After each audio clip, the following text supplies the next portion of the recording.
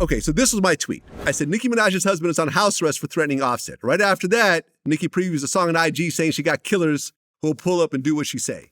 This is the same Nicki who threatened to send her husband to Akademiks' house for his comments about her. And threaten my family. And threaten your family. This is the same Nicki who told Meek Mill to have his crew beat up Quentin Miller, which then happened. And I've heard this from multiple people. Have you ever heard a woman scream, my man will fuck you up over something she started herself? That's Nicki.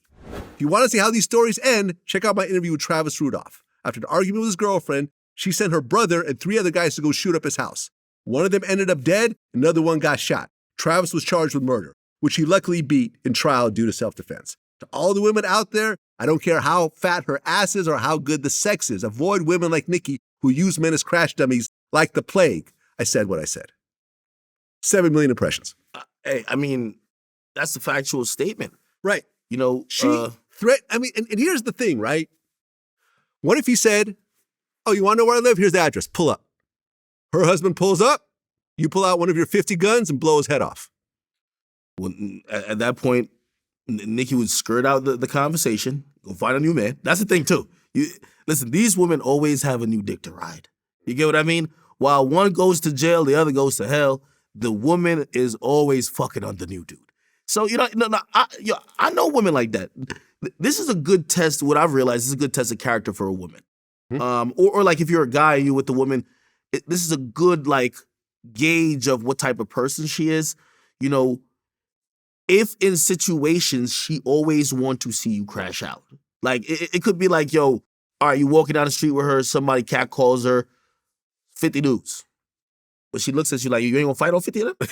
Right. There's women like that. Or she'll come to you with some trivial stuff, and because she's talk shit for you, she gets mad at you for even trying to calm her down or understand what's going on. Wait, you a bitch. I had a girlfriend like this. This was maybe 2004. I had a girl, listen, she looked great.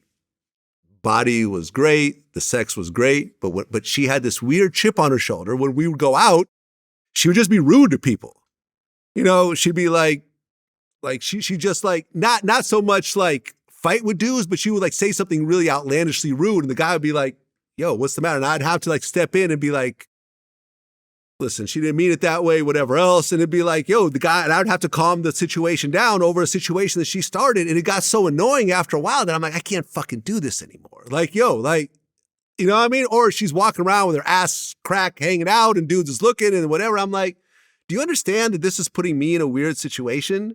Oh, I can't dress how I want to dress. It's like, yo, we're in a relationship. We're supposed to be like supporting each other, not working against each other. And so I've had some experiences and people are like, oh, Vlad's a punk. You know what? No, I wasn't a punk. I didn't have to fight anybody because it never got to that point where I would always have to de-escalate things. But being with a woman like this that's expecting you to fight her battles for you because she gets off on this is ridiculous.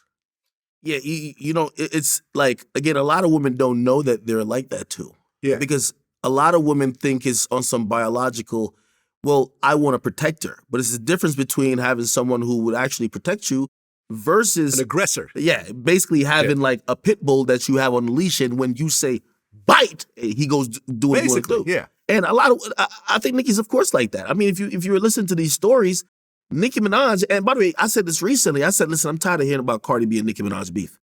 Lock both of them in a cage. Let them fight. We don't want to hear nobody fighting around them. Let them fight it out. Okay, y'all got problems with each other. I don't want to hear you're a tough husband. I don't want you talking about your killers. No, don't ruin nobody's life over the beef with Cardi B and Nicki Minaj is really on some jealousy, petty shit. They ain't really got smoke. No, so it's like, don't let other people throw away their lives because you just have power and fame.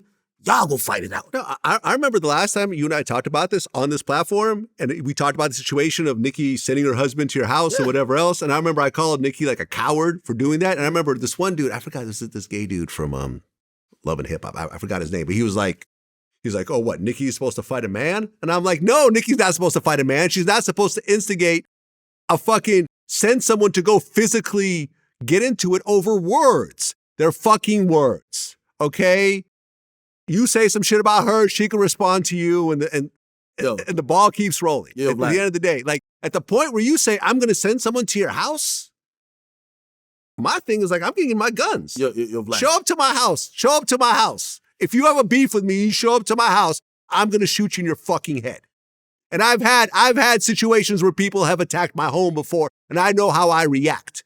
You know what I'm saying? I'll catch a body over protecting my home. Facts. Yo, Vlad.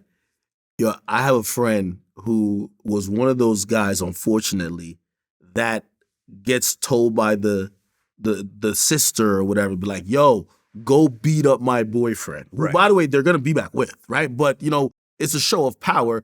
I'm going to send you over to go beat him up. And they get their friends and they go there and whatever.